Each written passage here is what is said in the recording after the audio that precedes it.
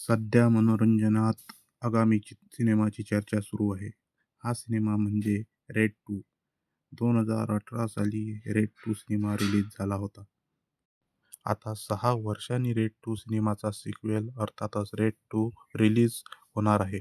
अशातच रेड 2 चा teaser release झालाय. या टीझरमध्ये अजय देवगण पुन्हा एकदा अमय पटनायकच्या भूमिकेत दिसणार आहेत.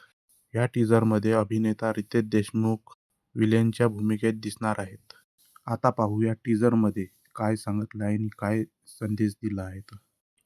रेड 2 चा टीझरमध्ये सुरुवातीला एक बाईक दिसते. अशातच ग्रामीण भागात रेड मारायला झालेल्या पोलीस अधिकाऱ्यांच्या गाड्या दिसतात. यापैकी एका गाडीत अजय देवगण बसलेला असतो. पुन्हा एकदा अमय पटनायकच्या भूमिकेत अजय देवगण भ्रष्ट व्यक्तींच्या घरावर छापा टाकायला सज्ज असतो. अशातच रेड 2 च्या पहिल्या भागात अमयने ज्याला गजाआड केलेले असतो तो रामेश्वर सिंग सौरव शुक्ला दिसतो.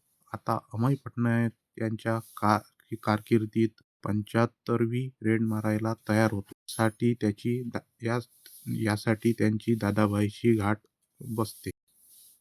त्यांची दादाभाईशी गाठ पडते. पुढे रेड 2 चा टीझरमध्ये शेवटी दादाभाई आणि अमय पटनायक यांच्यातील शाब्दिक चकमक दिसते.